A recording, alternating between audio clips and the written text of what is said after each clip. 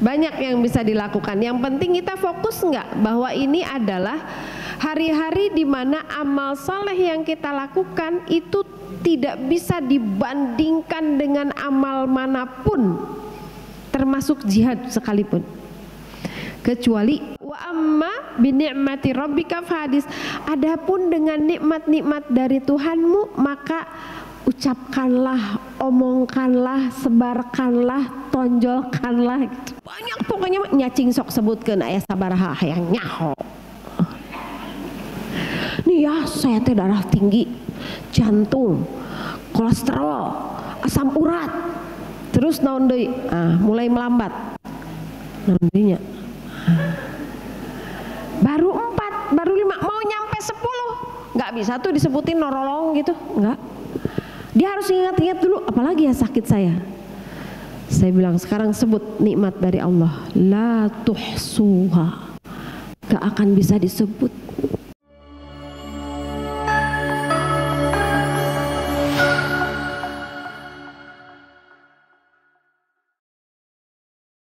Bismillahirrahmanirrahim. Assalamualaikum warahmatullahi wabarakatuh.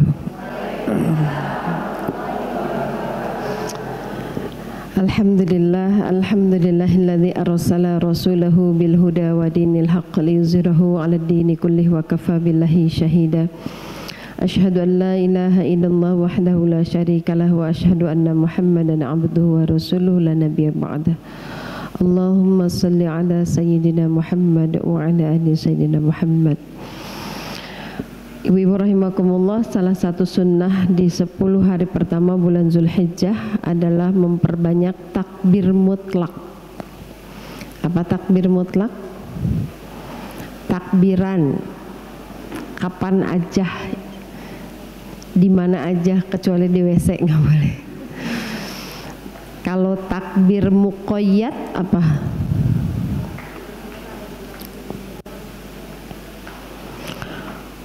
Oh iya, saya punya utang kemarin yang mau saya kasih voucher jagoan bakso Malang, datang nggak hari ini? Kemarin lupa. Jadi insya Allah tiap pertemuan ada satu door prize dari jagoan bakso Malang senilai Rp50.000. Jadi takbiran itu di 10 pertama Zulhijjah itu takbir mutlak, kapan saja. Tapi nanti kalau sudah masuk 10 Zulhijjah sampai 13 Zulhijjah itu takbir muqayyad, maksudnya yang dikuatkan banget. Takbirnya kayak gimana Bu Sufi? Ya kayak takbiran biasa aja. Kalau Rasul itu di awal bulan Zulhijjah itu keliling ke kampung-kampung, ke pasar-pasar, bertakbir, ngajakin orang untuk memperbanyak takbir. Biasa Allahu Akbar, Allahu Akbar, Allahu Akbar, la ilaha illallah, wallahu akbar. Allahu Akbar walillahil hamd. Walillahil hamdu, bukan walillah ilham. Ya. Itu kebanyakan walila ilham, silila jeung si ilham. Walillahil hamd. Kok nggak pakai lagam Bu Sufi? Takbirannya cuman gitu doang. Ya dari sononya begitu. Ibu mau pakai lagam? Ya pakai we, nggak apa-apa. Orang Indonesia mapan nyeni. Tahu nyeni? Estetik banget. Kalau ngedengar Allahu Akbar, Allahu Akbar, Allahu Akbar, la ilaha illallah, wallahu akbar, Allahu Akbar, walillahil hamd. Allahu Akbar, Allahu Akbar, Allahu Akbar, la ilaha illallah, Akbar, Allahu Akbar, walillahil hamd. Mana yang lebih ngegeterin hati ibu? Yang pertama atau yang kedua? Nyasok, anggowe nu kadua. Kenapa saya jelaskan gini? Karena ada yang bilang itu teh bid'ah Bu Sufi. takbiran pakai lagam teh bid'ah karena Rasul mah nggak pakai lagam, cenah gitu. Nggak ada iramanya. Iya sih, tapi ada larangan nggak? Rasanya nggak ada sih ya. Karena kalau dipakai notasi partitur, terang partitur do re mi fa sol la si do. Kalau yang gini ada nadanya nggak? Allahu Akbar, Allahu Akbar, Allahu Akbar, la ilaha illallah, wallahu akbar, Allahu Akbar, walillahil hamd. Pakai ada notasinya nggak? Ada. Tapi cuman paling do re do mi gitu merenya. Tapi kalau Allahu Akbar partiturnya beda gitu doang. Tapi kita juga nggak boleh sama teman-teman yang membid'ahkan, iya naon agama naon itu aliran naon itu ngebid'ahkeun takbiran, nggak boleh gitu juga.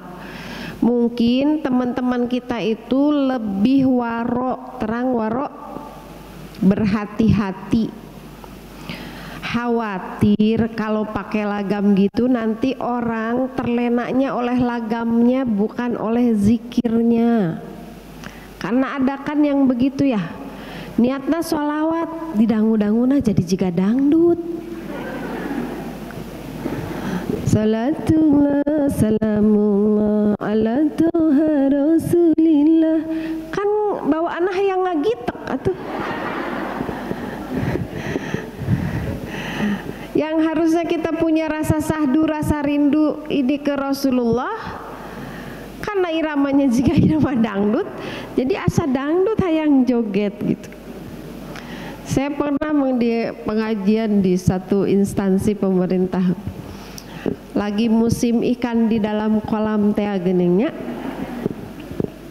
Kata saya, nah ikan di dalam kolam versi solawat Bu Sufi. Oh, ambeh tengah rasa dosa ting meureun gitunya.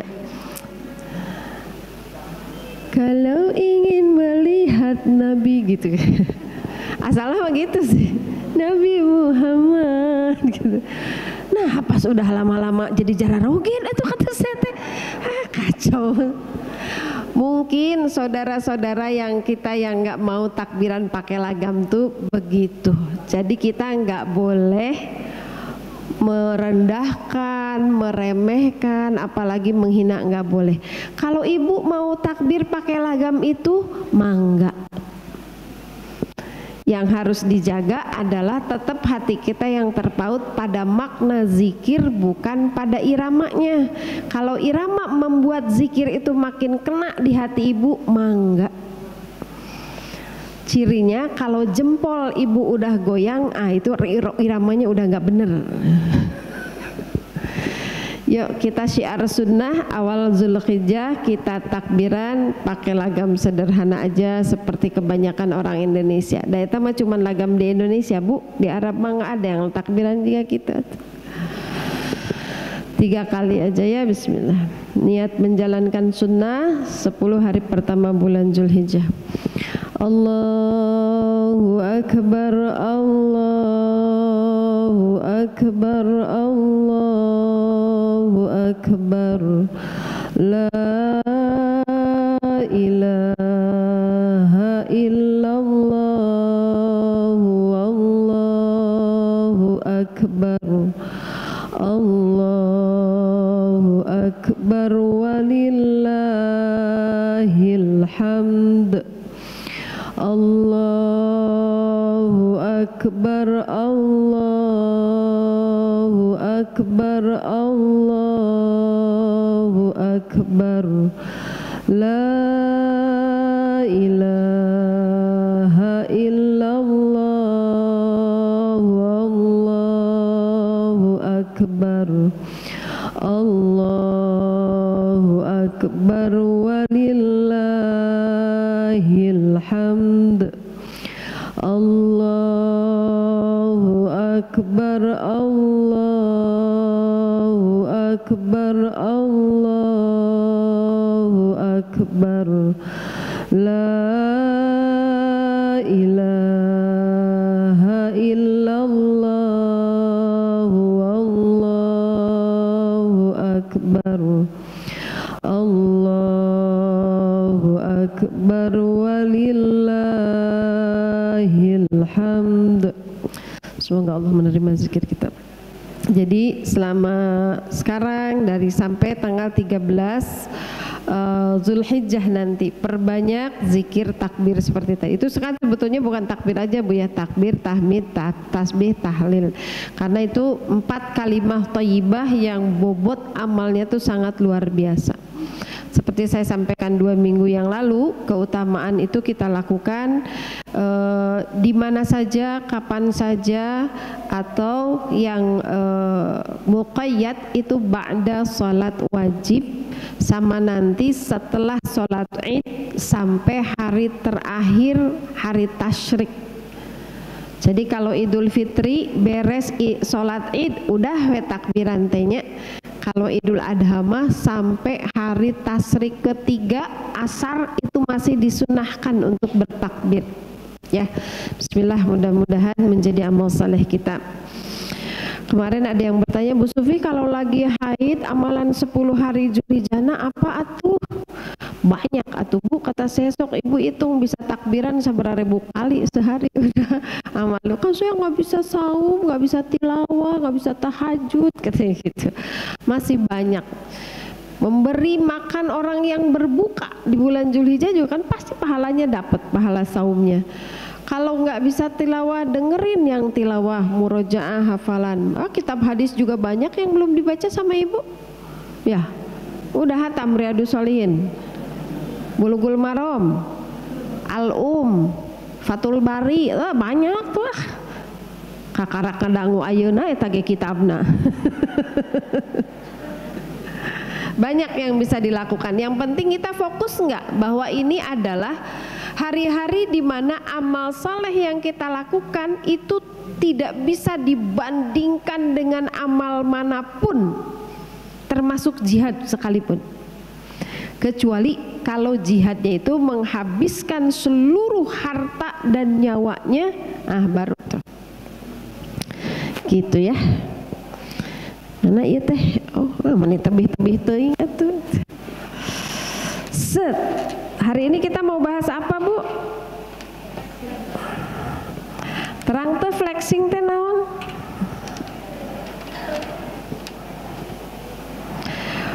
Flexing.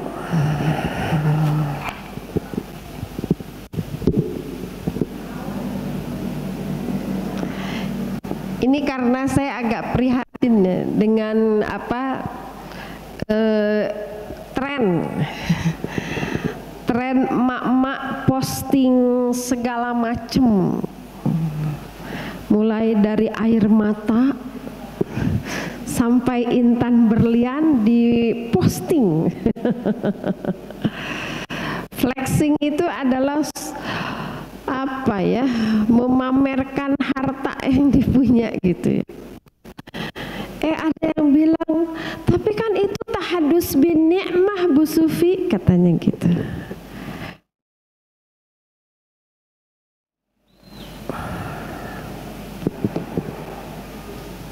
Sebentar.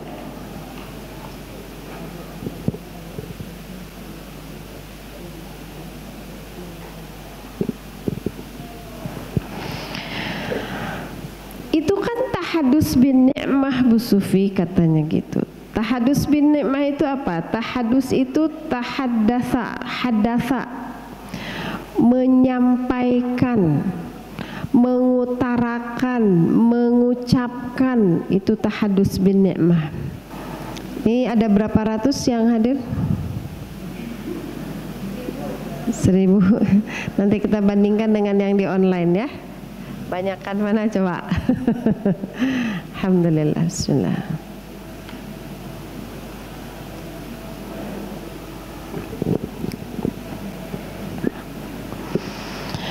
Ya, bismillah. Saya merasa perlu untuk menasehati diri saya sendiri dengan materi ini, sekaligus agak khawatir dengan tren gitu ya, dimana orang berbangga-bangga, saya pulang undangan nih, sret, tasnya dari emas, kang kalungna 1,5 meter, cincina sagede bola bekel, Boleh nggak sih itu tuh? Tahadus bin ni'mah itu adalah mengutarakan, mengungkapkan, menyatakan nikmat yang Allah berikan. Dalilnya di surat apa? Kita lihat di surat Ad-Duha ayat 11. Di surat Ad-Duha ayat 11, tapi kita bacanya dari ayat sebelumnya ya.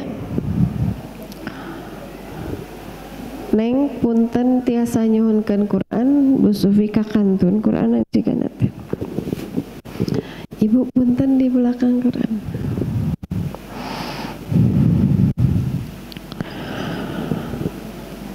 Fa ammal yatima fala taqhar wa ammas sa'ila fala tanhar wa amma bi ni'mati rabbika fahaddits. Nuhun neng. Surat Ad-Duha ini, asbabun nuzulnya. Jadi ketika Rasulullah Shallallahu Alaihi Wasallam dihina, dipoyokan apa sih bahasa Indonesianya? Diledekin, cakep. Diledekin oleh orang-orang kafir, dikatakan Muhammad ditinggalkan oleh Tuhannya. Lalu di ayat ini Allah menyebutkan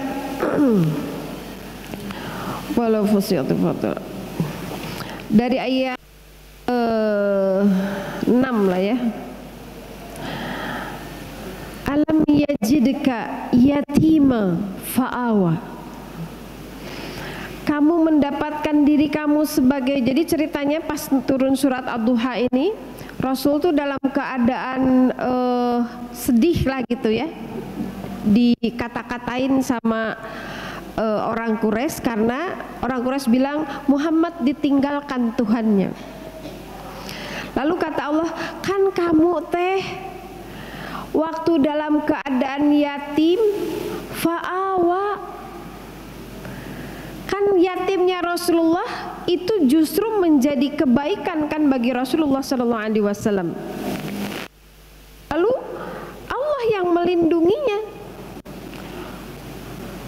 Wa wajadaka dhalan fahada. Kamu dalam keadaan bingung, dalam keadaan kalut, fahada, aku kasih petunjuk kan, kata Allah gitu. Ketika Rasulullah SAW di awal-awal perenungan beliau sebelum beliau uzlah ke Gua Hiro, beliau kan galau tuh.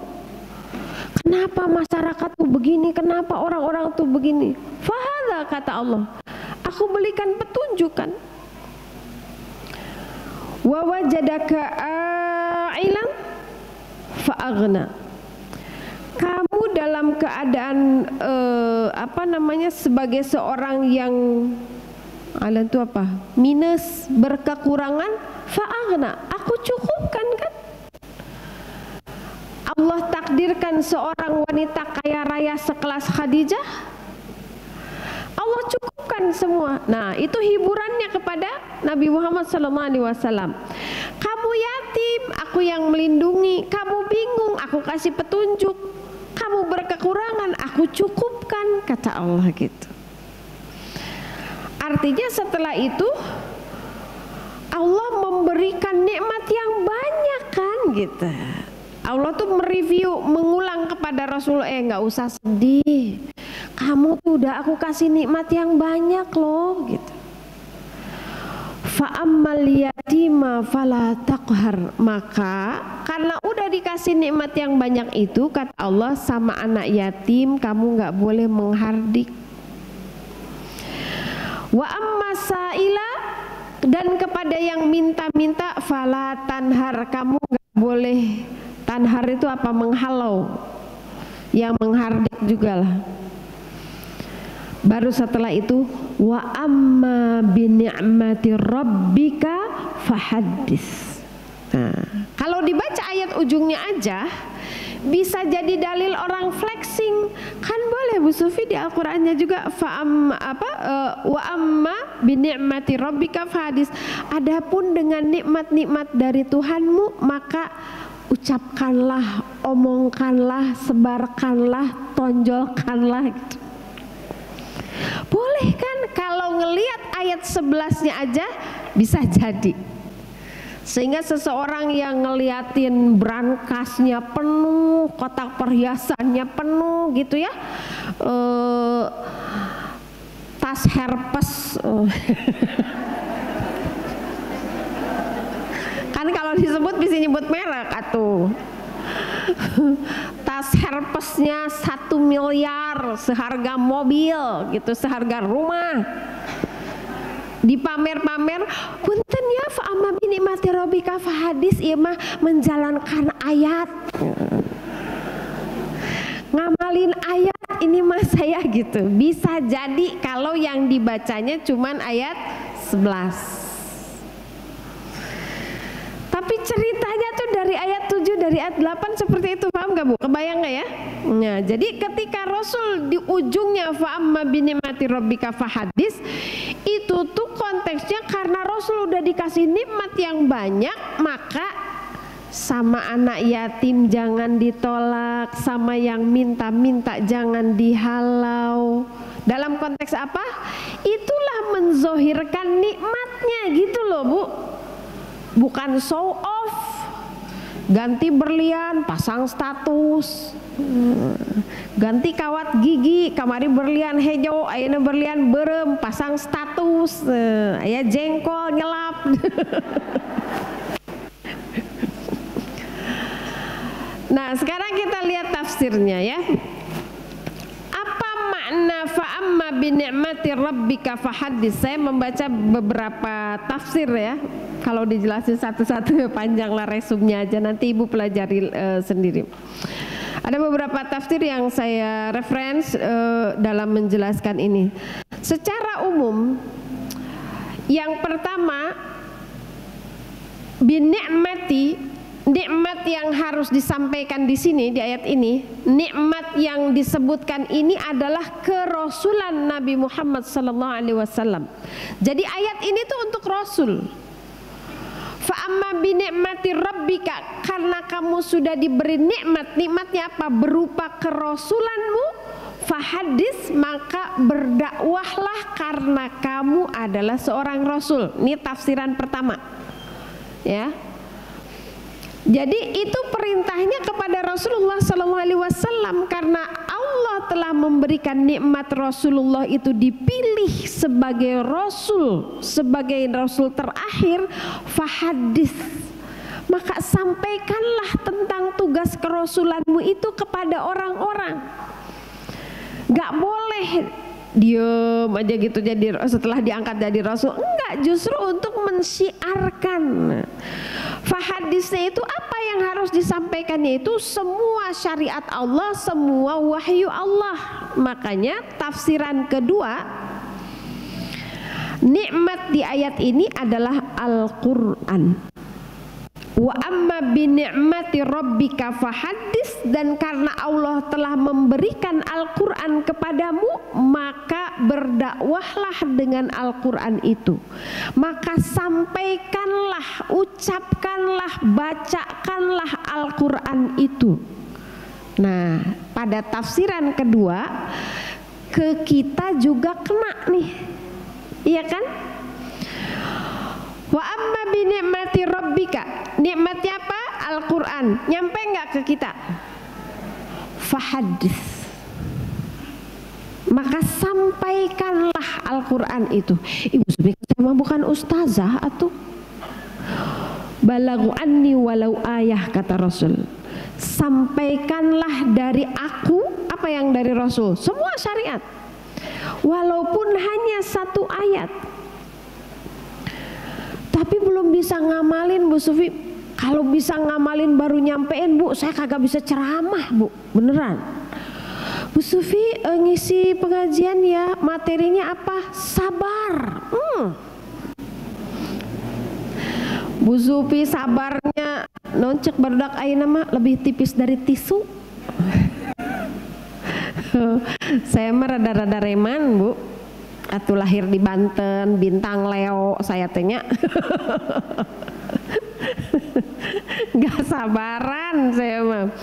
Kalau macet di jalan, udah saya mah turun, Bu. Kalau suami saya mah dia baca pas kedua kalinya macet, jangan turun ngerakeun. Masya Allah. Kalau saya disuruh menyampaikan tema sabar di dalam Al-Quran, jigana nggak akan pernah tuh saya bisa nyampein, Bu. Mapannya kesabarannya teh luar biasa atuh. Bu Sufi nyampein materi tentang syukur, Masya Allah, itu materi-materi berat, tapi kan harus sampaikan. Jadi ketika kita menyampaikan itu tapi kita belum bisa mengamalkan, pakemnya ada dua. Satu, sampaikan walaupun baru satu ayat yang kita tahu, tapi jangan sotoy. Misalnya kayak gini, fa'amma binikmati rabbika fahdits. Ih gak ada mobil anyar, itu beja-beja. Fa'amma binikmati rabbika fahdits, harus tahu dulu ilmunya, paling tidak baca tafsirnya gitu ya. Nanti kalau ada yang mendebat, enggak kayak gitu. Jangan. Kalau kita mah baru baca ayatnya, baru baca tafsirnya, terus ada yang mendebat, jangan-jangan dia ilmunya lebih ya. Mungkin iya bener, cuman setahu saya mah baru segitu, gitu. Yang kedua, kalau kita mau menyampaikan apa yang sudah sampai Al-Quran kepada kita, bahasa Indonesianya apa ya?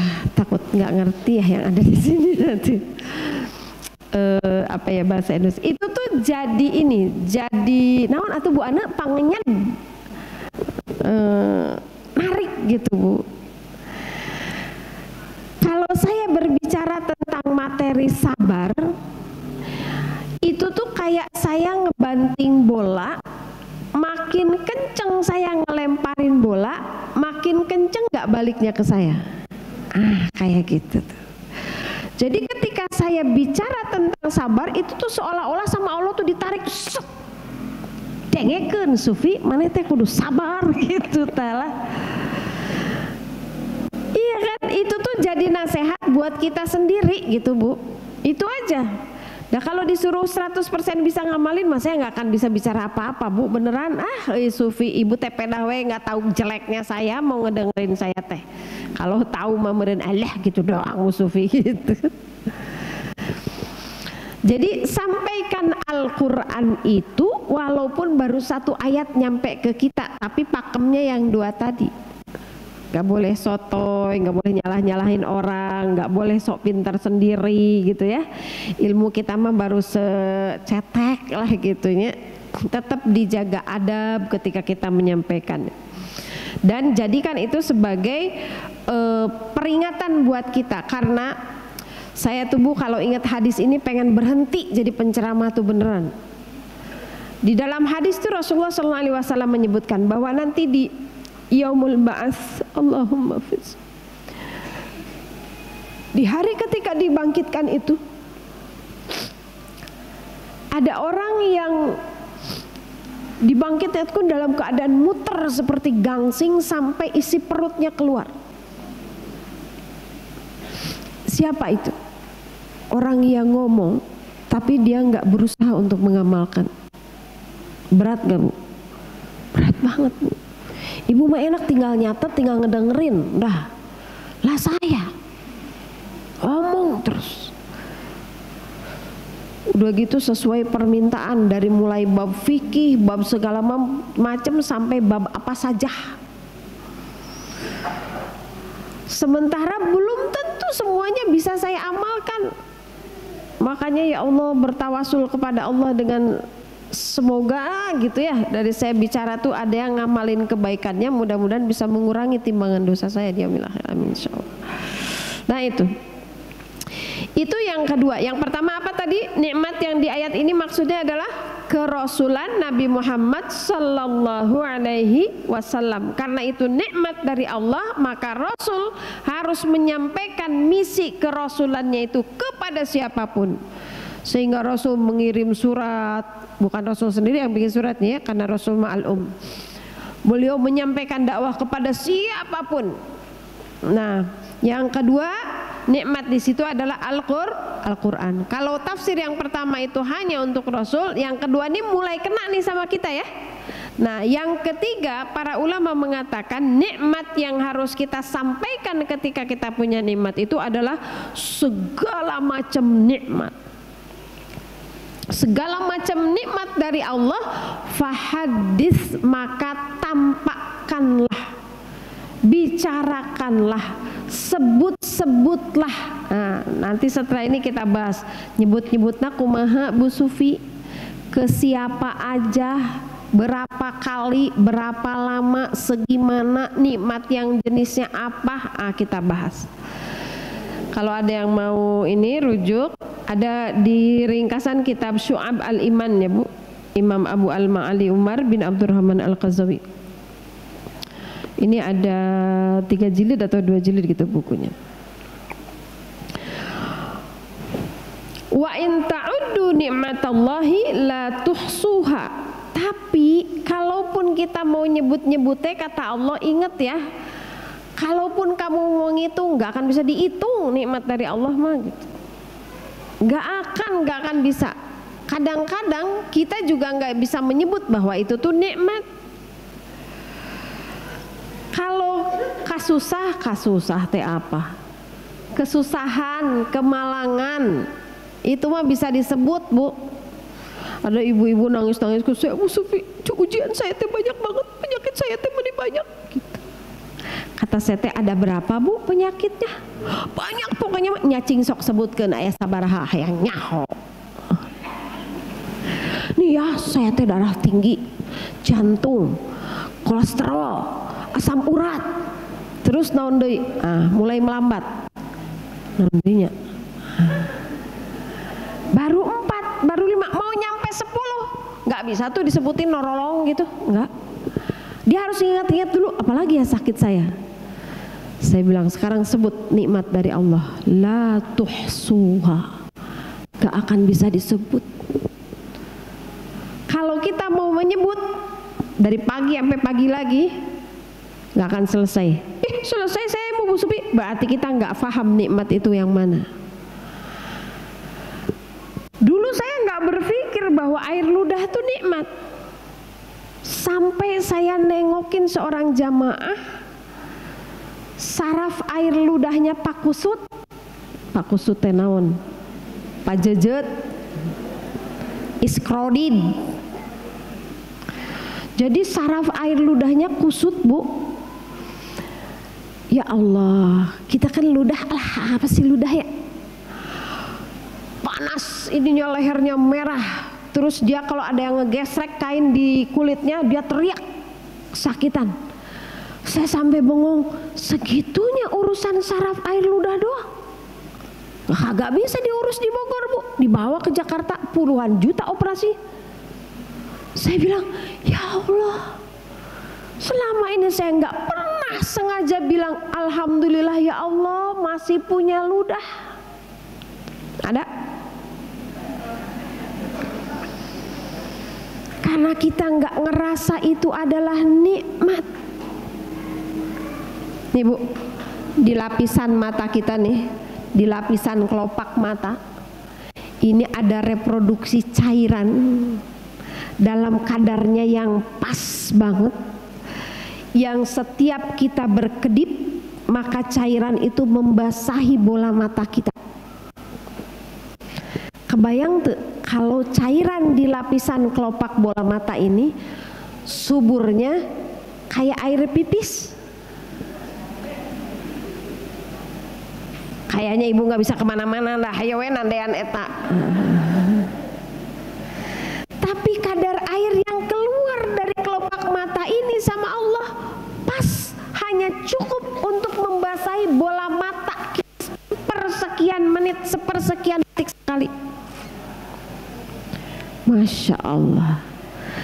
Bayangin kalau kita nggak dikasih cairan itu. Saya punya jamaah Bu, waktu ngaji sama saya tuh, kata saya, ini orang kenapa ya, berapa menit sekali dia gini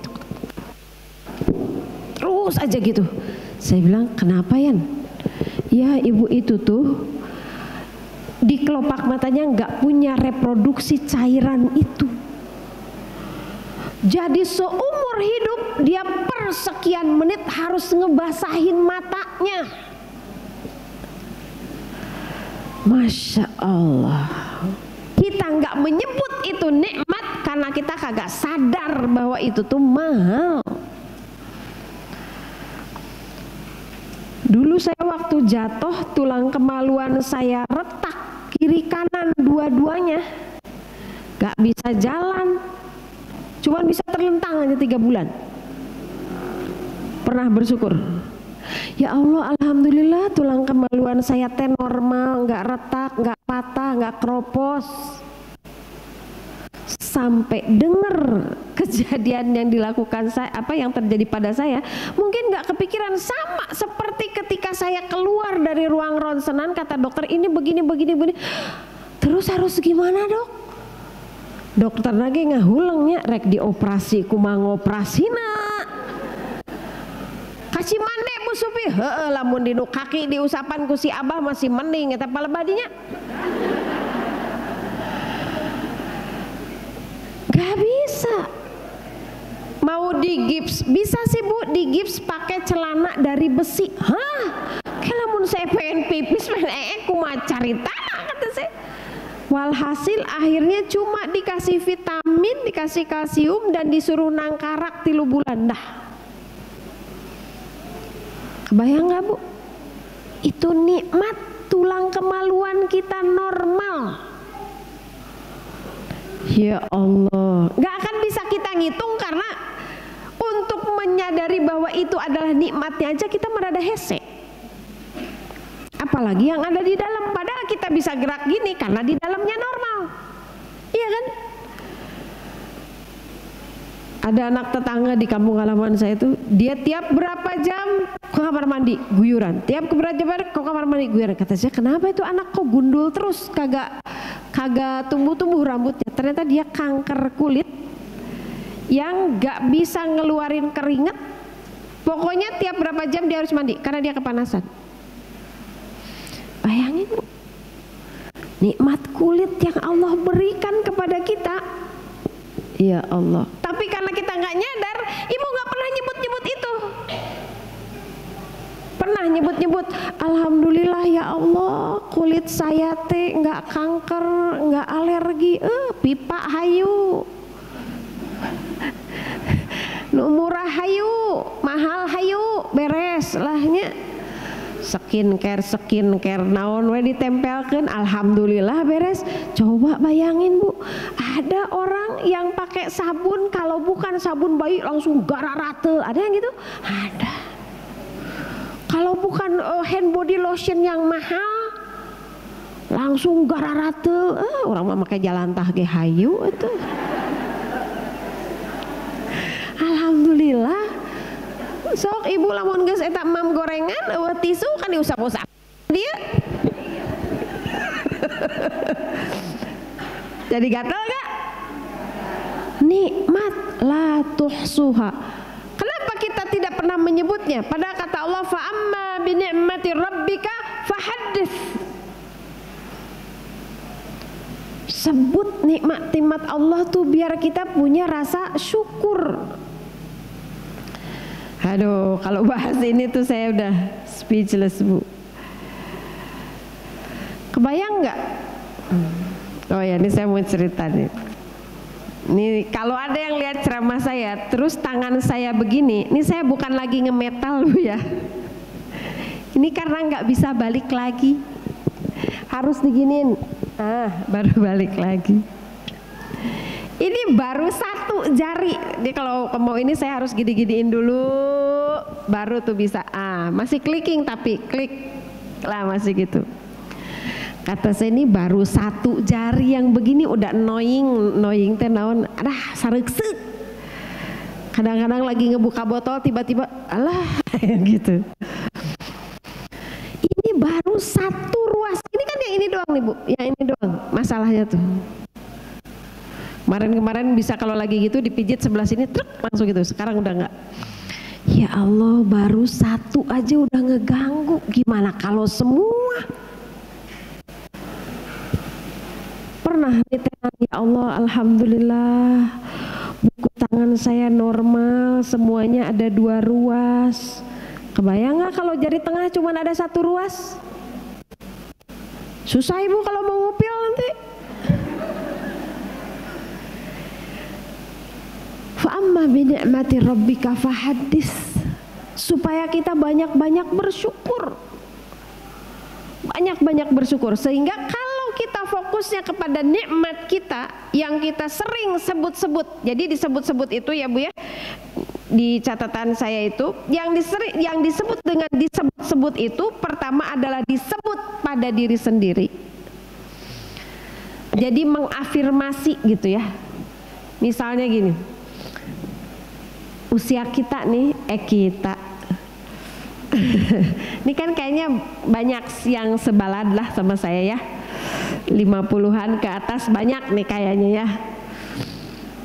Ada yang 20-an ke bawah, ada ya, kamu ya pasti 20 tahun ke bawah. Tapi kalau yang 50 tahun ke atas tuh udah banyak nikmat yang dicabut sama Allah Bu ya. Nikmat cengkat, you know cengkat? Cengkat is bangkit dari duduk. Kalau dulu mah mau bangkit nya, sekarang mah tuh slow motion, set. Dulu mah ngangkat galon, ngangkat karung beas, ngangkat apa, hayu. Sekarang atur posisi, kan? Sekarang mah jadi susah Bu Sufi, saya nggak bisa jalan jauh-jauh. Sekarang kalau jalan jauh teh lutut sakit. Kalau kita fokus Bu pada masalah-masalah itu, pasti kita akan kuku lutut sama Allah. Makanya doa di atas 40 tahun apa? Rabbi auzi'ni an ashkura. Karena yang paling berat di atas 40 tahun itu syukur, karena begitu 40 tahun itu grafiknya udah mulai anti klimaks. Dulu mah makan sepiring gede timbangan teh naik. Sekarang mah makan angin aja naik ke timbangan teh. Ampun dah. Udah diet anger we kakanan we timbangan teh. Kalau kita fokus pada itunya akan kuku lutus. Dan bayangin kalau orang tidak bersyukur di akhir hidupnya, kemudian dia su'ul khotimah, nauzubillah min dzalik. Tapi coba kita fokus pada nikmat yang Allah kasih pada kita, lalu kita sebut-sebut, maka itu akan jadi afirmasi. Iya sih, lutut saya udah sakit Bu Sufi, tapi alhamdulillah kulit saya normal, saya masih bisa nafas lewat hidung. Kebayang nggak Bu kalau nggak bisa nafas lewat hidung? Harus dari mulut. Ya Allah, saya kalau sinus saya lagi kumat banget itu kan nggak bisa nafas dari hidung. Sinus saya alhamdulillah dikasih ujian sama Allah. Itu kalau lagi nggak bisa nafas pakai hidung ya pakai mulut Bu. Bangun tidur serongga mulut saya kering banget itu, lidah kering, pipi dalam kering, semua kering. Sakit tenggorokan luar biasa. Alhamdulillah tangan saya masih normal, mata masih bisa lihat, saya masih bisa ngomong, saya masih bisa denger, rambut saya masih ada, kena air saya nggak alergi, kena ini nggak alergi. Alhamdulillah, keun we tuur mah. Dah emang udah waktunya Bu. Kalau di usia kita yang dosanya udah banyak ini, yang amalnya masih sedikit, terus lutut kita masih jag-jag, Ibu mau ke majlis taklim pagaweana healing we ke tempat ulin. Alhamdulillah. Alhamdulillah ya Allah. Ibu Sufi sekarang mah meni susah mau makan teh kudu pilih-pilih yang keras sedikit, nggak kuat.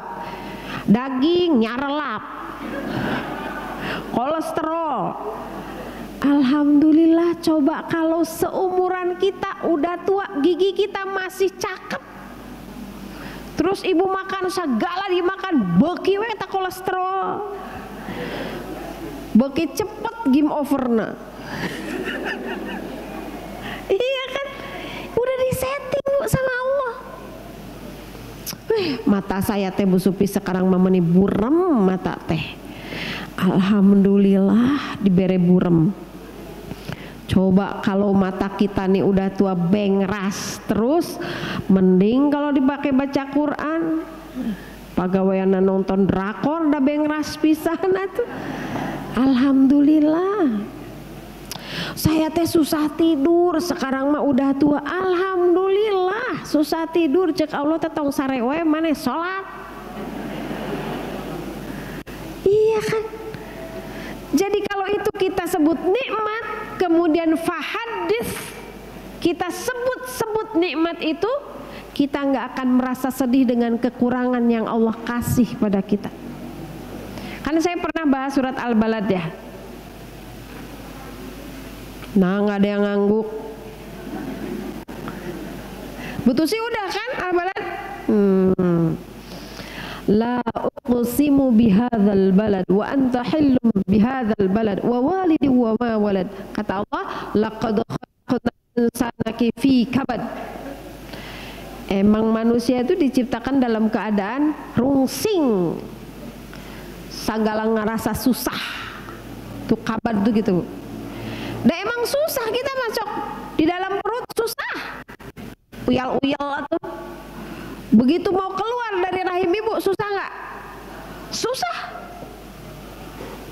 Belajar jalan susah nggak? Susah. Belajar jalan terus harus sekolah. Abis sekolah terus cari kerjaan, abis cari kerjaan terus cari pasangan, abis pasangan pusing mikirin imah, geus mikirin imah pusing mikirin anak. Wah, terus kabar semua hidup manusia. Laqad khalaqnal insana fi kabad.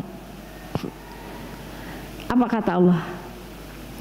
Alam naj'al lahu ainain. Lo mau ngeluh kayak gimana? Bukankah aku udah kasih kepada kamu 2 buah bola mata? Wa hadainahun walisana wa syafatain. Dan aku sudah kasih lisan dan kasih 2 bibir. Wa hadainahun najdain. Dan sudah aku kasih hidayah kepada kamu. Udah diturunkan Rasul, udah diturunkan Al-Quran. Ketika Allah menyebutkan bahwa manusia itu kabad, pinuh kasusah, banyak kesusahannya, Allah nyindir sama kita. Coba bandingin dengan nikmat 2 buah bola mata. Siapa di sini yang merasa orang termiskin di dunia? Maggie Z. Ketahuan lahir tahun berapa? Orang merasa paling susah di dunia. Lalu saya tanya, kalau ibu ngacung, saya Bu Sufi, hutang saya banyak, suami saya sakit nggak bisa kerja, anak saya tekawin-kawin, yang laki-laki tekerja-kerja. Sok atuh diganti sama Allah. Suaminya sehat, bisa kerja lagi, utangnya lunas, anaknya nikah, yang bujang dapat kerjaan. Tapi 2 bola mata ibu dicabut, sama bibirnya dirapetin, terus hidayah Islamnya dicabut. Mau nggak? Itu kan menunjukkan bahwa kesusahan kita tuh nggak sebanding sama sekali dengan nikmat yang Allah berikan. Maka fa'amma binikmati rabbika fahadits. Sebut-sebut pada diri kita sendiri. Muncul orang Ciamis manya eta teh afirmasi cenah gitu. Terang orang Ciamis saya di dia. Afirmasi itu apa sih? Ya mensugesti diri gitu. Jadi kalau ada yang tanya, ibu lagi darah tinggi, kemana ibu Ani? Lagi sakit Bu Sufi, sakit apa? Darah tinggi. Terus ditengok sama ibu, ibu gimana Damang? Alhamdulillah sehat. cuman tensi lagi naik dah. Nggak usah, iya ini tensi ibu turun kemarin 170 turun. Kalau kita makin gitu, makin naik tensi dijamin. Wa amma bi ni'mati rabbika fahaddits. Yang kedua, fahadis itu ceritakan kepada orang lain. Tapi orang lainnya tuh siapa? Ini yang harus dicatat. Orang lainnya itu adalah orang yang kalau kita mendapatkan kenikmatan pasti dia ikut bahagia. Saudara kita, orang tua kita, besti-besti kita gitu ya. Kenapa nggak boleh ke semua orang, Bu Sufi? Karena belum tentu fahadis kita menyatakan nikmat kita itu menyenangkan orang lain. Ketika kita ngasih flexing kongkorong 2 meter gitu misalnya. Kongkorong tahu? Kalung. Meni orang Sunda pisan kongkorong. Di luar sana pas ada yang lihat status kita, ada yang ngahulang, ya Allah, coba saya punya 1 matanya aja, nggak usah 2 meternya, kali saya teh bisa bayar kontrakan, kali saya teh bisa beli beras. Makinlah dia sedih, mau makan. Orang Indonesia mah atuh rek makan teh batur mah baca doa, ieu mah dipoto heula. Tolong disandukan, jangan dulu disandukan, mau dipoto dulu. Pasang status candlelight dinner with love. Ada temen kita yang lagi berantem sama suaminya karena nggak punya beras untuk dimasak. Suaminya pulang ngojek nggak ada orderan, ribut mereka.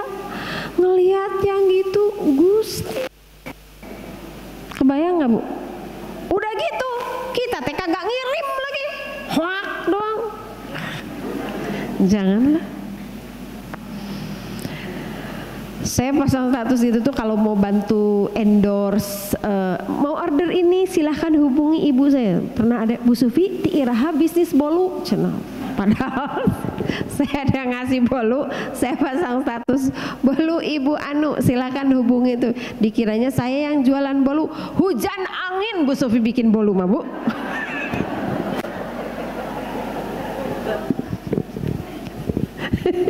Saya tuh nggak bisa masak Bu, apalagi masak kue. Kalau mau masak di Salimah mah jagona Bu Ane, Bu Ratni. Kalau Bu Supi mah masak iya, nah gitu. Jadi masa iya Bu Supi masak gitu. Jadi hati-hati mengungkapkan kenikmatan yang kita punya kepada halayak ramai. Jangan sampai kita menzolimi perasaan saudara kita. Walaupun ibu pakai fa'amma binikmati rabbika fahadits gitu. Hati-hati. Nah, fa'amma binikmati rabbika fahadits juga maknanya adalah bersyukur kepada Allah Subhanahu wa taala. Apa yang dimaksud? Kalau tadi kan gini, ibu menyebut-nyebut nikmat yang ada pada diri kita, itu kan supaya kita makin bersyukur. Tidak melihat pada apa yang tidak ada pada kita, tapi fokus pada apa yang ada pada kita, itu jauh lebih menenangkan. Dah kapusing hirup tehnya, kapusing hirup, aduh sorry ya, ini jangan-jangan ada yang dari mana gitu ya.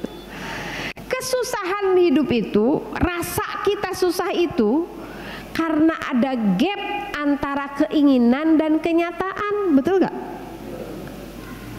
Kita merasa susah karena nggak punya mobil, karena nggak sama pengennya kita punya mobil, Allah nggak kasih mobil. Jadi kita merasa, kenapa tuh ya saya tuh mending nggak punya mobil. Jadi we asa susah. Padahal ada orang Bu yang punya mobil, dia cari waktu untuk bisa jalan kaki susah banget. Kata dokternya, Pak, ini overstretching, loba teuing bijit kopling ama gas, Bapak harus banyak jalan. Susah Dok, hari ini rapat, besok rapat, hari ini susah banget. Lah kita mah tinggal pakai cokorde kan? Jalan, alhamdulillah. Itu supaya bersyukur. Nah, syukur jenis lain itu fa amma bi ni'mati rabbika fahaddits, ini di dalam sebuah hadis kisah seorang sahabat Rasulullah SAW, Malik bin An-Nadlah. Beliau tuh datang ke hadapan Rasulullah. Datang teh kulehe teh naon atulah. Kucel. Kucel ge bahasa Sunda nya. Bahasa Indonesia naon sih kulehe? Kumal. Ah, bener itu kumal 100. Bajunya kumal. Rambutnya kumal. Kotor pokoknya nama gitu. Lalu ditanya oleh Rasulullah SAW, halaka minal mal? Lo punya harta kagak sih gitu? Lo punya banda kagak sih gitu? Lalu orang itu bilang, punya ya Rasulullah. Saya punya kambing sekian, punya kebun kurma sekian, saya punya unta sekian. Oh, disebutkan. Apa kata Rasulullah? Idza atakallahu malun, kalau Allah ngasih harta sama kamu, kata Allah, yarahu alaiha, cing atuh tembongkeun, perlihatkan. Karena kata Rasul, Allah tuh senang kalau jejak-jejak nikmatnya itu dipakai. Jadi kalau gaji ibu nanti 1 miliar,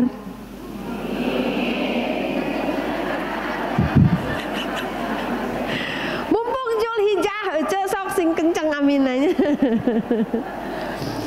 Jangan beli baju 10.003 atuh. Eta mah cuman baheula nya. Dulu saya waktu punya bayi, ya Allah, masya Allah, alhamdulillah.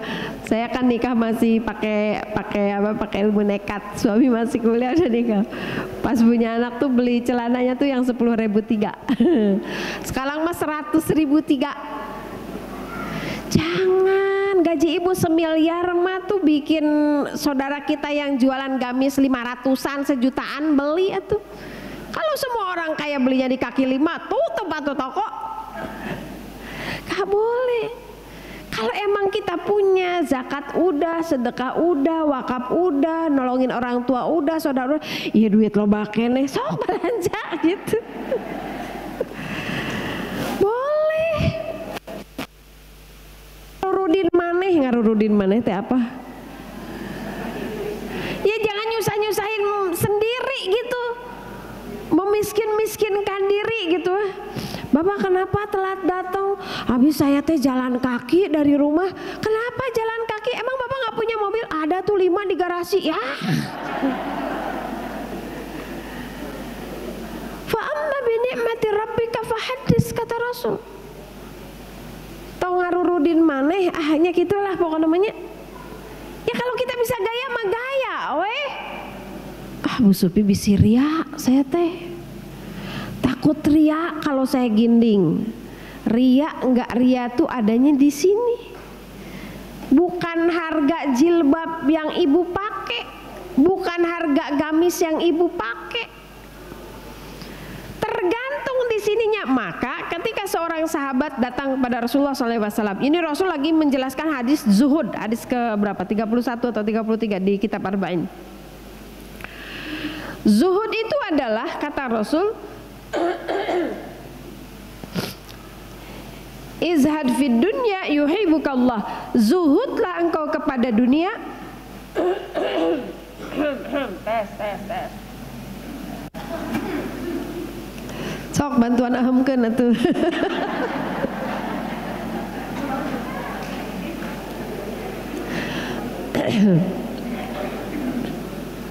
Allahumma shalli ala Muhammad. Kalau lagi gini kan nggak bisa minum Bu ya. Jadi tinggal doa sama Allah, wahai yang menguasai tenggorokan saya, kondisikanlah karena saya lagi ngomong untuk dakwah insya Allah. Kesalahan bukan pada telinga Anda. Izhad fid dunya yuhibbukallah. Zuhudlah kamu pada dunia, maka Allah akan mencintaimu, kata Rasul. Terus zuhud teh gimana Bu Sufi? Enggak boleh punya harta gitu? Enggak, kata Rasul. Zuhud itu adalah ketika kita tidak terpengaruh oleh dunia yang ada di tangan kita. Kalau kita terpengaruh oleh harta dunia yang ada di tangan kita, terganggu tuh zuhudnya. Zuhud nggak kalau gini? Boleh nggak saya beli mobil apa ya yang lagi saya impi-impikan tuh, Mazda 2 cesel. Terus saya punya misalnya, aminin atau Bu, aminin.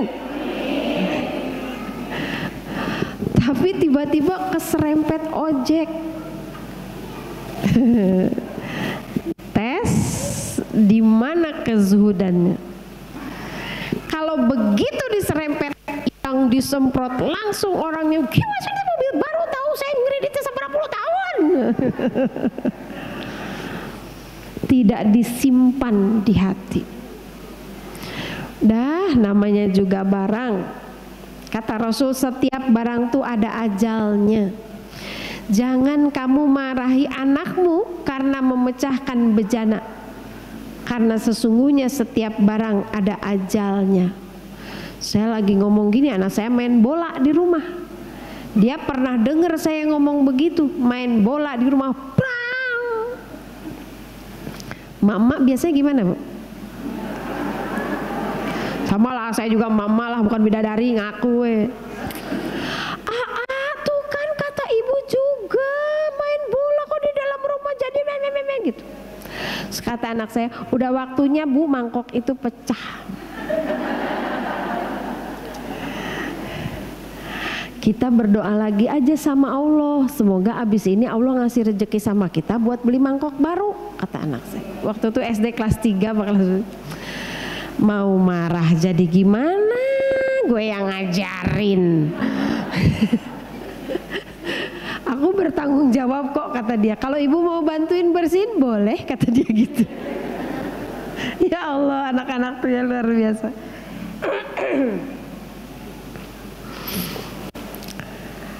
Ada seorang sahabat ketika Rasul menjelaskan tentang zuhud ini. Terus sahabat itu orangnya tuh perlentek, tahu perlentek? Dandy gitu, dandy, gaya, necis, necis.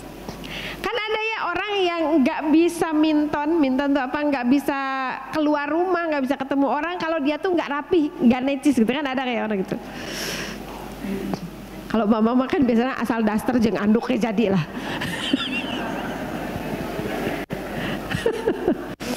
Datang ke Rasul, ya Rasul, gimana ya?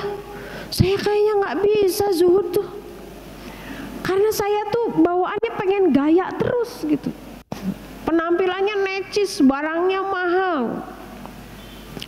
Kata Rasul, ya nggak apa-apa, harta kamu halal, kewajiban atas harta kamu kepada Allah ditunaikan. Lo mau beli gamis berapa puluh juta juga terserah, nggak apa-apa. Tapi sama Rasul ditarik.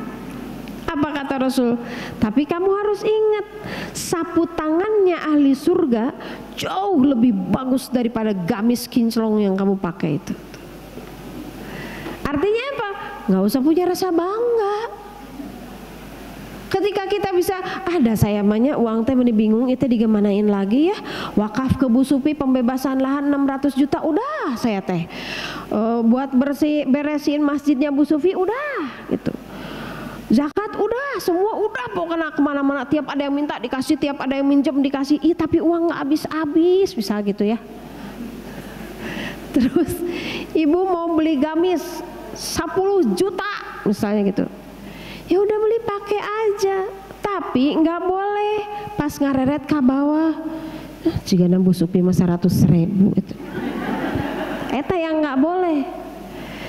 Bahwa ibu pakai gamis 10 juta karena tabungan ibu triliunan, setelah dipotong sedekah dan lain sebagainya, ya Allah, saya tuh memperlihatkan nikmat yang engkau berikan biar engkau senang.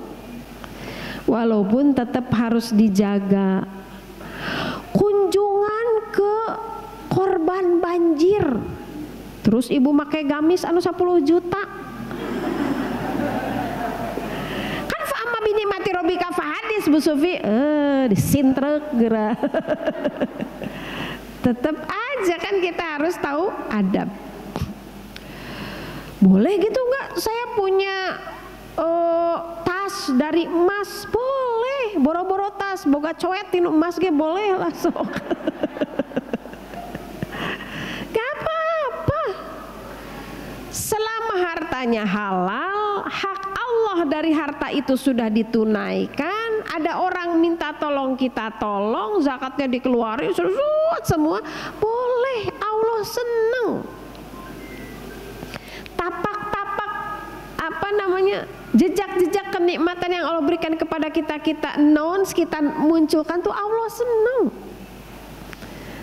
Tapi itu tadi kata Rasul, jaga ininya, jaga adabnya.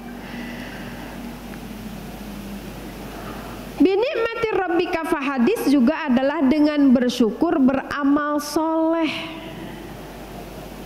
Bu, ngisi kenceleng tadi sabaraha? 5.000. Saldo di deposito sabaraha miliar. Nah gitu, sing pantes. Fa'amma binikmati rabbika fahadis. Ya Allah, alhamdulillah abdi teh dikasih rezeki, tabungan saya masih puluhan miliar. Nih saya mau sedekah untukmu ya Allah. Sripkeun tah ka kantong koneng teh nu beureum sagepok. Sing pantes. Dikasih nikmat sama Allah. Hartanya banyak, rumah bagus, mobil bagus, tabungan banyak, emas rencem, Gucci mararaha. Ibu korban gak? Korban apa? Ah kambing we satu, udah saya tinggal sendiri di rumah juga. Yang kategori apa kambingnya? Yang C aja lah. Anu pas dipotong teh tinggal rorongkong. Fa'amma binikmati rabbika fahadis. Nyatakan nikmat Allah itu, ungkapkan, tunjukkan dengan kelayakan yang pantas. Tapi kan fikihnya juga satu orang satu Bu Sufi, ya udah we atuh. Allah senang kalau nikmat yang Allah berikan itu menaikkan kemuliaan kita di hadapan Allah. Kemarin ada yang nanya, Bu Sufi kalau menyembelih kurban itu kan katanya bisa sekeluarga ya? Iya sih. Kan hadisnya dari hadis Rasul ya. Ketika Rasul menyembelih, ya Allah, inilah kurbannya Muhammad dengan keluarganya, dengan umatnya. Tapi Rasul menyembelih bukan satu Bu, 100 unta. 63-nya disembelih sendiri sama beliau. Nah terus ibu pakai dalil, dan Rasulullah kayak gitu. Terus ibu mau kayak kambing pakai cek. Sing pantes, tunjukkan nikmat Allah itu dengan memperbagi kualitas ibadah kita. Kata saya betul sih Bu, bisa buat sekeluarga, tapi dilihat. Kata suami, Mama punya tabungan mah, ada sih sisa-sisa uang belanja ya, dikumpul-kumpulin adalah 10 miliar mah di tabungan. Baik atuh ngalamun mah gratis Terus oh ya udah, jadi Mama kurban sendiri atunya. Ya. Ayah punya uang? Punya. Ya sok atuh. Kakak kan udah kerja, nabung gak? Nabung. Kurban atunya? Iya sok. Sering setan datang, tapi Rasul juga satu buat kita satu aja yuk buat keluarga bareng-bareng. Sing pantes si AA bisa, si teteh bisa, si mama bisa, si ayah bisa beli satu orang satu kambing, beli. Tong sok pintar kodek ka Allah teh ari ngadoa meni loba air balba kurban meni minimalis. Bahkan kata ustaz saya mah kalau perlu mau kurban tuh jual yang kita punya. Kurban enggak, HP harganya 5 juta, 6 juta, kurban kagak, jual tuh HP, beli tuh Nokia pisang 100.000. Kenapa? Karena kata Rasul, barang siapa yang memiliki kemampuan tapi tidak berkurban, jangan dekati tempat sholatku. Ya Allah, ngeri banget bu ancaman. Itu makna fa'amma bini'mati rabbika fahadis. Paham ya bu ya? Jadi flexing boleh nggak? Tergantung definisi flexing dan naon gitu ya. Mengungkapkan kenikmatan boleh. Bagaimana caranya, kepada siapa, maksudnya apa, hatinya gimana, itu harus diperhatikan. Ini saya agak menurut saya agak meresahkan yang ada di media sosial. Di samping bahaya juga kalau menurut saya mah ya. Karena orang jahat bisa nandain kan, oh si ibu iya mau kondangan pakai kalung 1,5 meter, tandain. Apalagi sekarang makan ibu bisa diinvestigasi nomor HP-nya berapa, emailnya apa, bisa dituturkan dari mana-mana juga sekarang. Dirampok di tengah jalan, nanti pasang status air mata, udah. Janganlah ya. Jangan sakiti perasaan orang lain. Yang lebih penting fa'amma binikmati rabbika fahadis itu adalah membuat kita makin bersyukur dan membuat amal kita makin baik. Dah, itu aja yang paling utama. Fahadisnya tuh itu. Kalaupun nikmat itu pada tafsiran yang ketiga. Tadi yang pertama kan apa? Tafsiran nikmatnya itu adalah kerasulannya Nabi Muhammad SAW. Yang kedua, nikmat di situ maksudnya adalah Al-Quran. Maka kalau kita sudah sampai Al-Quran kepada kita, fahadis, syiarkanlah, bacakanlah, ceritakanlah, ajarkanlah. Yang ketiga, semua jenis nikmat fahadis. Sampaikan kepada diri kita sendiri, afirmasikan kepada diri kita sendiri supaya kita makin bersyukur. Lalu afirmasi yang syukur yang kedua adalah pakai nikmat Allah itu untuk ibadah yang lebih baik, sepantas-pantasnya. Ya sama lah, kita dikasih kesehatan. Kenapa sholatnya sambil duduk? Ada sholat sunnah Bu Sufi. Kan yang afdol berdiri mah sholat wajib, bayar dari sholat sunnah yang diuk cangkel. Udah tuh dikasih nikmat bisa berdiri mah ambil, yang paling afdol tuh gitu Bu. Nah itu fa'amma binikmati rabbika fahadis. Jadi kata Rasulullah SAW, sungguh menakjubkan urusan orang mukmin. Nih kalau kita bisa bersyukur ya. Ajaban li amril mu'minin. Ajaban tuh ajib kalau kata orang Bogor. Kalau orang Bogor bilang ajib apa Bu? Tanya sambelna ajib pokoknya orang Bogor makan itu. Kalau yang sesuatu yang wow itu kata orang Bogor ajib. Saya baru tahu itu pas pindah ke Bogor. Naon itu ajib. Ajib tuh menakjubkan. Rasul, semua urusan orang beriman itu baik. Urusan orang beriman tuh semuanya baik. Kenapa? Tidak terjadi kepada seorang mukmin itu kecuali kalau seorang mukmin itu ditimpa kesenangan maka dia bersyukur, maka dia dapat keuntungan dengan syukur. Kalau dia ditimpa dengan kemalangan, dia dapat kebaikan dengan sabar. Jadi kalau kita bersyukur dengan nikmat yang Allah berikan kepada kita, kata Rasul di lain hadis, hidup ini hanya dilengkapi dengan 2. Setengahnya kamu dapatkan dengan syukur, setengahnya kamu dapatkan dengan sabar. Kalau 2 hal itu sudah kita dapatkan, sempurnalah, buletlah udah hidup kita. Dah iya itu Bu, cerita hidupnya cuma 2 ya.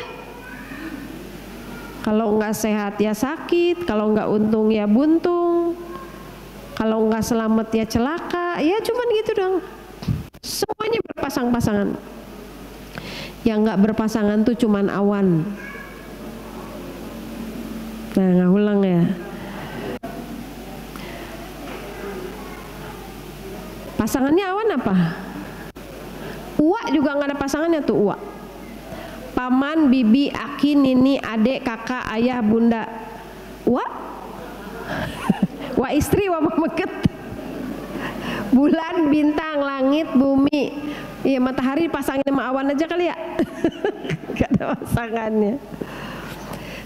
Udah setengahnya kita genapkan dengan syukur, setengahnya kita genapkan dengan sabar.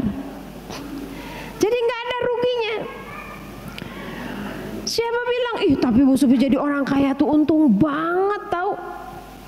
Abdurrahman bin Auf, sahabat Rasulullah SAW yang punya bakat kayanya tuh kebangetan. Kenapa saya bilang bakat kaya? Emang bakat kaya banget Bu. Suatu hari sepeninggalan Rasulullah SAW beliau bermimpi. Beliau bermimpi merangkak-rangkak di Siratal Mustaqim. Pas bangun dia menghampiri Aisyah. Wahai umatul mukminin, saya bermimpi begini. Lalu kata Aisyah, ya gimana kagak begitu? Ini terjemahan bebas ya. Aisyah mah nggak begitu kayak bicaranya. Ya gimana kagak begitu? Harta kamu banyak banget, kata Aisyah. Pasti melewati Siratal Mustaqimnya akan susah karena hartanya banyak banget.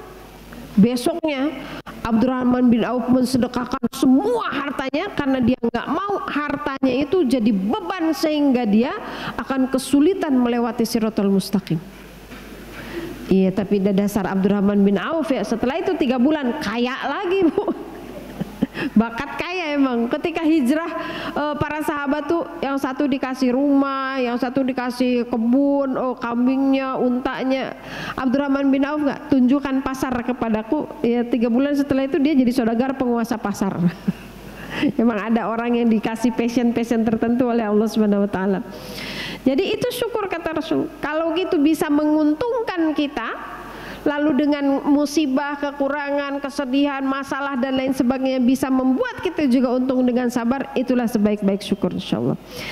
Tidak bisa orang itu bersyukur dengan perkara yang besar kata Rasul kalau dia tidak bersyukur dengan perkara yang kecil. Nah kadang kita ketuker. Kayak tadi nih, biasanya orang merasa alhamdulillah banget ya Allah gitu ya. Pas suami datang, mah ini bapak dapat proyek 1 miliar bersih. Iko yang belakang kagak amin? Amin atuh. Rasanya tuh kita bersyukur banget gitu ya. Oh, alhamdulillah ya Allah, dapat nikmat gede banget gitu ya. Kalau seandainya 1 miliar itu kemudian dipakai berobat karena jantungnya bocor, ginjalnya kena penyakit, ada tumor di ususnya, ada tumor di matanya, kira-kira habis gak Bu? Jadi nikmat yang besar teh yang mana? Dapat duit 1 miliar atau mata kita sehat? Nah kita kan jadi suka pabelit. Maka kata Rasul tidak bisa orang bersyukur dengan yang besar kalau orang gak bisa bersyukur dengan yang kecil. Berarti kita harus tahu mana yang disebut nikmat yang besar itu. Masya Allah. Ketika Rasulullah SAW menyebutkan bahwa semua perkara itu akan dihisap di yaumil akhir, sahabat bertanya, naon wae si Rasul anu dihisap teh? Apa aja yang akan dihisap nanti di yaumil akhir tuh? Kata Rasul, dari mulai angin semilir ke tengkukmu sampai dengan Al-Quran di tangan.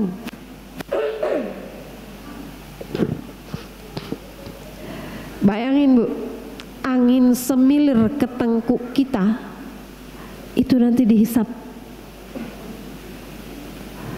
Kok dihisap Bu Sufi angin doang? Iya. Begitu angin kena tengkuk kita, terus kita bilang, ih rumah gue gitu loh, ventilasinya bagus. Mau bilang gitu? Atau alhamdulillah ya Allah masih diizinkan. Siapa yang menggerakkan angin itu ke tubuh kita? Allah. Itu kan nikmat-nikmat kecil yang kalau kita nggak akan kita syukuri. Masya Allah. Udah capek.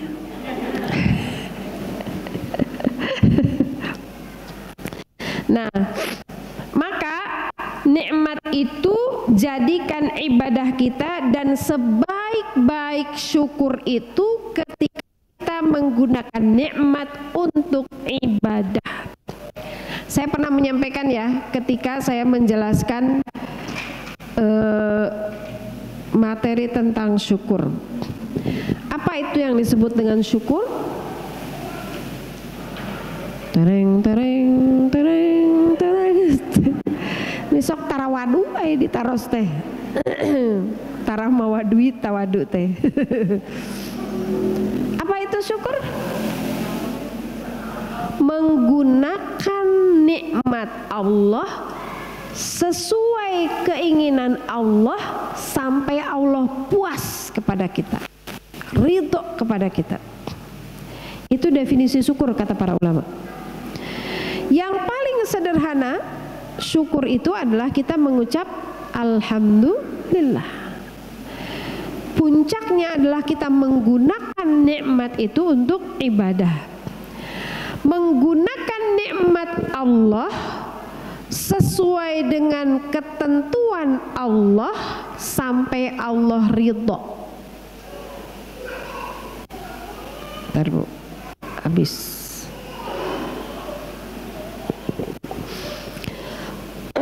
Jadi syarat syukur itu kita harus punya ilmu. Pertama, ilmunya apa? Nyadar bahwa nikmat itu dari Allah. Kalau orang nggak sadar bahwa itu nikmat, dia nggak akan bersyukur. Kayak kita tadi lah, nggak sadar selama ini, nggak ngeh bahwa air ludah itu normal tuh nikmat yang sangat besar. Kita nggak pernah bilang alhamdulillah ya Allah, saya dikasih air liur, udah umur 60 tahun gini nggak pernah ada hambatan. Jadi syarat pertama bersyukur kita harus ngeh itu adalah nikmat besar dari Allah. Kalau nggak ngeh nggak akan bisa syukur. Yang kedua, syarat syukur itu kita harus tahu bagaimana cara menggunakannya. Karena kalau kita tidak tahu bagaimana cara mensyukurinya, cara menggunakannya, maka nikmat itu nggak akan jadi ibadah buat kita. Padahal sebaik-baik syukur itu adalah menggunakan nikmat untuk ibadah. Orang baru bisa bersyukur dengan sehatnya mata kalau dia tahu ilmunya. Ini Allah tuh maunya mata saya dipakai apa aja sih? Allah tuh maunya pikiran saya tuh dipakai apa aja? Allah tuh maunya harta saya dipakai apa? Sehat saya tuh dipakai apa? Kaki saya tuh dipakai apa? Mulut saya tuh dipakai apa? Anak saya tuh harus digimanain? Suami saya, orang tua, tetangga, temen. Itu kan nikmat Bu. Bayangin, Masya Allah, kita punya tetangga yang soleh. Ente Bu Supi, saya mah tetangga saya mah taraka masjid, tarangiru taklim, minimal dia enggak ngeganggu, itu udah nikmat kan? Ada kan tetangga yang pagerna teh nutup enggak pernah ngulampreng teh apa? Enggak pernah berlalu lalang, jika ibu-ibu ngobrol di gang gitu, nutup aja. Enggak pernah nyapa, boro-boro kuram kirim, enggak, pokoknya mah enggak ngapa-ngapain, itu aja udah nikmat Bu. Coba kalau tetangganya ribet, pagi-pagi dangdutan sa-RT-eun kedengeran, udah pusing itu. Kerjaannya berantem atau sok pamer, hari ini beli mobil dia di depan orang kan riut pasti atuh eta teh. Ketika dia tidak beramal soleh tapi dia tidak berbuat maksiat kepada kita, kepada Allah dengan kita, itu aja udah nikmat. Itu udah nikmat. Gimana sih maunya Allah kalau kita dikasih tetangga kayak begitu tuh? Kita punya anak, aduh Bu Sufi, anak saya mah Masya Allah hesek pisan dititah sholat nate. Ngapain aja emang Bu? Main HP terus. Emang HP-nya dari siapa Bu? Saya kemarin pulang aksi Palestina tuh, makan di rumah makan, ada satu meja besar, anaknya ada berapa ya, 1, 2, 3, 4 kayak tararungku karena kata Zebi, anak-anak sekarang tuh ternyata mereka tuh lagi main bareng, adik kakak itu berempat tuh lagi main bareng, mabar sebenarnya nama. Kata saya, Allah sekarang mah bisa begitu. Terus kita kukulutus, yang ngasih HP siapa? Emang mereka bikin sedih. Tanya sama diri kita nih, Allah maunya kita punya anak nih digimanain sih gitu. Punya suami ya Allah Bu Sufi, suami saya mah meni alhamdulillah pisan. Kayak alhamdulillah anak kemana ya?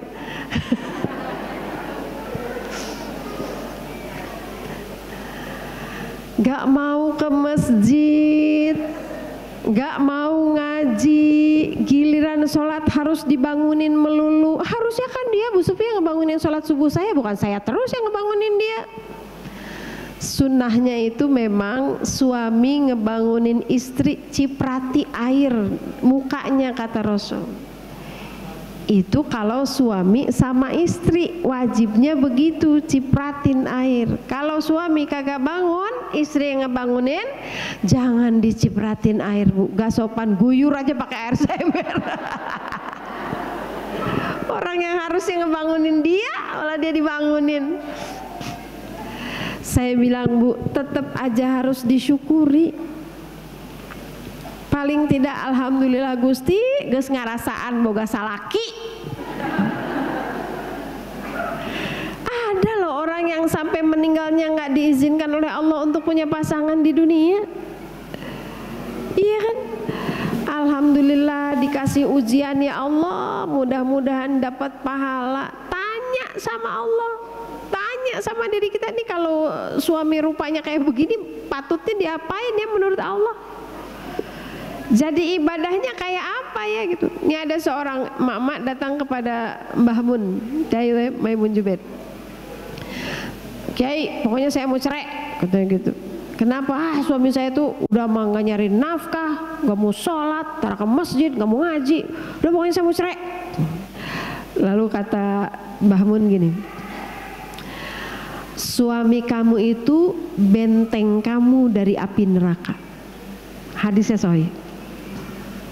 Jadi kita nih Bu punya benteng, punya tameng. Jadi kalau kita berbuat dosa, yang digebot duluan, yang ditanya duluan tuh suami. Tapi jangan gear dulu, kita juga tetap dihisab. Bukan berarti semuanya ditembelkeun ka suami, enggak lah. Lalu kata Mbah Mun gini, sekarang mah gini, kamu pulang, amalkan amalan ini. Biasanya kalau jamaah datang ke Pak Kiai minta amalan tuh kan seru banget ya, semangat. Amalannya apa Pak Kiai? Amalannya cuma satu kalimat, pertanyaan sama suami. Tiap mau tidur tanya, ayah ridho nggak sama ibu? Habis itu tanya ridhonya berapa persen. Kalau dia belum jawab 100%, besoknya kamu nggak boleh berhenti nanya pertanyaan itu. Karena kalau dia sudah ridho sama kamu, selamat, udah kamu dapat surga, kata Mbah Mun gitu. Pulanglah nih si emak bawa amalan itu. Selang berapa bulan dia datang, Mbah saya nggak jadi cerai, alhamdulillah sekarang suami saya mau kerja, mau sholat, mau taklim, mau ke masjid. Itu mah amalannya dari Mbah Mun. Jadi kalau kita mau berpikir, ya yang penting saya nggak kena api neraka. Kalau bentengnya kena api neraka ya derita loh. Salah sendiri gitu kan, istilahnya gitu. Yang penting kita nih punya benteng, kalau punya suami itu udah alhamdulillah. Tapi Bu Sufi jangan gitu, atau Bu Sufi saya udah gak punya suami, atau saya belum pernah punya suami. Emang yang kagak punya suami kagak bisa masuk surga? Bisa. Ibu buka dah surat At-Tahrim. Surat At-Tahrim ayat 10, 11, 12. Itu menunjukkan bahwa perempuan itu punya suami soleh bisa masuk surga, tapi bisa juga masuk neraka. Punya suami nggak soleh, punya suami durhaka, sedurhaka Fir'aun sekalipun, tetap bisa masuk surga. Jadi punya suami soleh nggak otomatis ke surga, tetap bisa ada peluang masuk neraka. Punya suami durhaka nggak otomatis kita ke neraka, bisa aja kita ke surga. Tapi yang nggak punya suami juga bisa ke surga. Surat apa tadi Bu? Kok tiba-tiba lupa ayatnya? Apa Bu? Daraballahu mathalan lil ladzina kafaru. Permisalan kata Allah bagi orang-orang kafir. Ini keluar dari tema kagak napa-napa ya? Dikit lah. Daraballahu mathalan lil ladzina kafaru. Siapa yang jadi permisalan untuk orang-orang kafir? Yaitu adalah istrinya Imra'atun Nuh wa Imra'atul Lut. Yaitu istrinya Nabi Nuh dan istrinya Nabi Lut. Doroba itu artinya apa sih Bu? Yang pernah belajar bahasa Arab atau pernah di pesantren, pernah di madrasah, apa artinya doroba? Doroba gini nih. Doroba. Apa Bu? Artinya tuh memukul. Arti harfiahnya tuh memukul doroba itu. Tapi di ayat ini Allah menyebutkan doroballahu masalah. Kenapa diterjemahnya enggak telah memukul Allah dengan sebuah permisalan? Diterjemahkannya apa di Quran Ibu? Allah menjadikan gitu ya. Doroba itu artinya memukul. Jadi permisalan ini harus nonjok sama kita gitulah. Kalau kata anak sekarang mah jelek banget gitu. Iya kan? Saya menikah tonjok deh sama ceramahnya Bu Sufi gitu. Paham ya Bu ya? Jadi doroba di sini arti katanya memang asalnya itu adalah memukul. Maksudnya permisalan yang Allah bikin tuh harus nonjok ke kita, harus kena, harus majleb ke kita. Apa permisalannya? Itu adalah Imra'atun Nuh wa Imra'atul Lut. Gimana sih keadaannya istrinya Nabi Nuh? Istrinya Nabi Lut? Nabi loh, suaminya Nabi. Tapi apa yang terjadi? Kanata tahta abdaini min ibadina salihaini. Mereka itu berada di tengah-tengah laki-laki soleh. Iya kan? Bayang gak tuh solehnya seorang nabi? Tapi apa kata? Fakhonatahuma. Lalu mereka mengkhianati suami-suami mereka. Karena kaumnya Nabi Lut itu suka hombreng, homo. Suatu kali datang malaikat ke rumahnya Nabi Lut dalam rupa yang sangat ganteng. Yang ngebocorin adalah istrinya Nabi Lut. Di rumah gue ada cowok kece. Maka berdatanganlah itu laki-laki homo itu ke rumahnya Nabi Lut. Istrinya Nabi Nuh mau diajak? Nggak mau. Karena mereka fakhonatahuma falam yughniya anhuma minallahi syai'a. Mereka enggak dikasih keuntungan apapun dengan suaminya yang soleh itu. Malah kata Allah, wa qila dukhulan nar ma'ad dakhilin. Malah mereka Allah masukin ke neraka. Ternyata orang kafir dengerin lah, gitulah kurang lebih ya. Daraballahu kafaru. Walaupun Walaupun suami itu orang soleh, jangan kepikiran begini, tenang saya mah teu kudu ibadah, dasar laki saya geus seorang Habib misalnya gitu nya. Pasti ke surga moal. Tetap aja kalau kita nggak nurut sama Allah, mau suami kita nabi juga ternyata bisa masuk neraka. Itulah. Lalu setelah itu doroballahu masalan lil ladzina amanu. Permisalan bagi orang-orang beriman. He orang beriman, sing sabarnya lamun punya salaki jika Fir'aun. Doroballahu masalan lil ladzina amanu, siapa? Imro'atu Fir'aun, yaitu istrinya Fir'aun.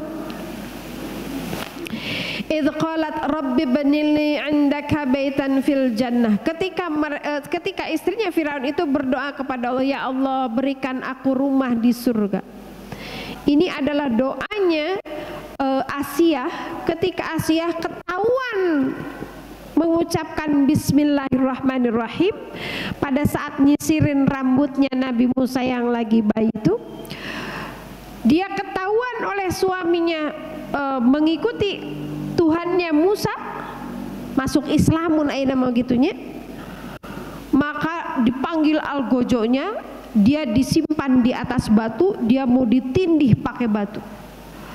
Sesaat sebelum batu itu jatuh ke tubuhnya, malaikat merentangkan sayapnya, batu itu enggak turun, enggak serta-merta jatuh. Lalu malaikat menyampaikan salam dari Allah untuk Asiyah, lalu menyuruh Asiyah, Allah mengizinkan kamu untuk menyampaikan doa sebelum engkau wafat. Doanya ini boleh bu, ibu pakai doa ini, tapi kan suami ibu bukan Fir'aun ya, jadi ujung nama tong diteruskan. Rabbi banili indaka baitan fil jannah, ya Allah karuniakanlah kepadaku rumah di surga. Wa najjini min fir'auna wa amalihi, dan jauhkan aku dari bahaya yang ditatangkan oleh Fir'aun. Atau kalau maunya disebut atau ngarananya Fir'auna diganti wa najjini min qadir wa amalihi, dan dari keburukan amalnya. Wa najjini minal qaumi zalimin, dan jauhkan kami dari kejahatan orang-orang yang zalim. Coba saya tanya, kira-kira mana yang lebih durhaka, suami kita atau Fir'aun?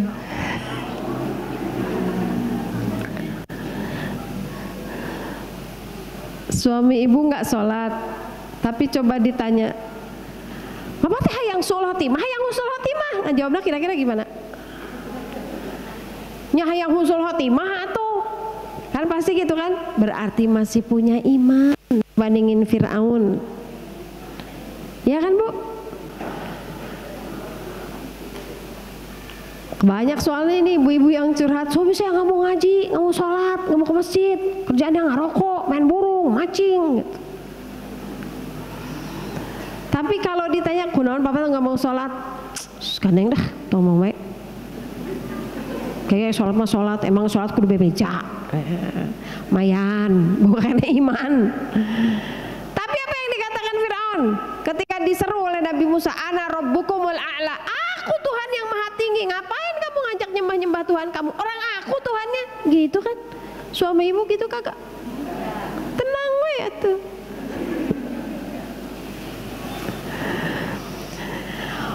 Wa Maryam binata Imran, dan contoh ketiga nggak disebutin lagi nih, daraballahu masalan lil ladzina amanu. Nggak disebutin lagi permisalan untuk orang beriman karena ini ngatof tuh apa ya, nyantol ke ayat yang sebelumnya. Siapa? Yaitu Maryam binti Imran, allati ahsanat farjaha wa nafakhna fihi min ruhina,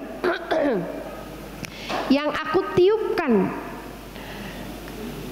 sebagian dari ruh Allah, wa saddaqat bi kalimatin, dan Maryam itu selalu membenarkan semua kalimat Allah. Kira-kira Maryam punya suami gak? Bukan kira-kira ya, punya suami gak? siapa penghulu perempuan sealam jagat raya dari zaman Siti Hawa diciptakan sampai perempuan terakhir yang diwafatkan oleh Allah. Siapa nanti penghulunya di surga? Maryam. Itu ada ayatnya. Wanita yang paling dimuliakan di muka bumi kata Allah itu Maryam. Dia nggak punya suami, makanya nggak usah berkecil hati. Yang nggak punya suami masih bisa masuk surga. Wa kanat minal qanitin, dan Maryam itu bisa masuk surga karena dia qanit. Apa qanit?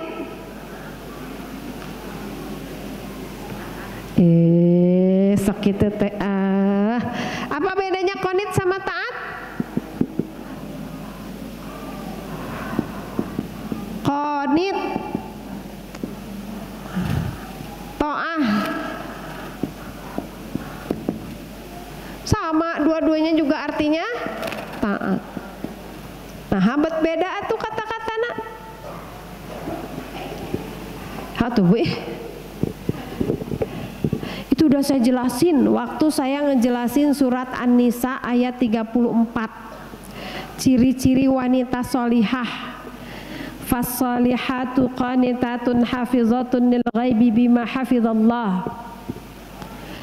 Qanit dengan taat, kalau di Quran bahasa Indonesia dua-duanya diterjemahkan taat. Tapi kalau qanit, kalau taat itu melakukan sesuai instruksi. Sholatnya jika kumanya gitu we takbir, ruku, sujud, udah itu taat. Tidak melihat awal waktu atau akhir waktu, sambil kuku lutut atau sambil ridho.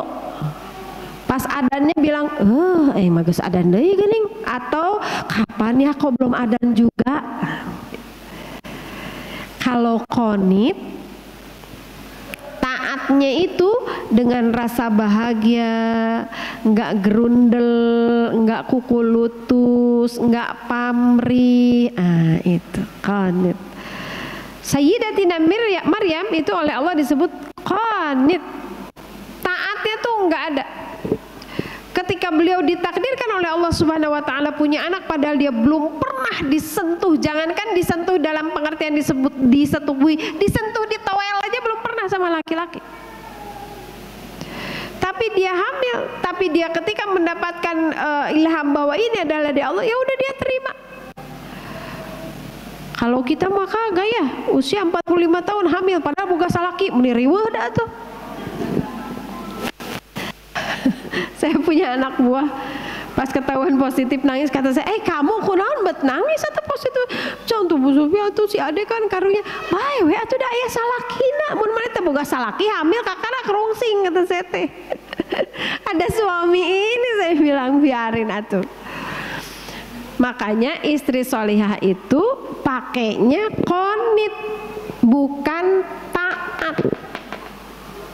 Fassolihatu qanitatun, bukan muti'ah. Kenapa? Karena istri solihah itu nurutnya sama suami itu nggak boleh sambil ngegerundel, nggak boleh pamrih, harus merasa seneng gitu. Jadi kalau pulang, si ayah pulang jam 1 malam, orang lagi enak-enak tidur, dia baru pulang, terus pas ngebangunin, mama bikinin mie rebus mah. Kalau ibu taat, ya dibikinin sih, tapi baru manyuntuk kira-kira jam 1 ditanya. Nih atuh udah taat, dilakonin nggak? Dilakonin, dibikinin. Tapi kalau qanitat tuh begini nih, mah bangun mah. Jam 1 nih, bikinin mie rebus dong. Masya Allah ayah, sampai jam 1 malam ibu masih dikasih pahala aja, makasih.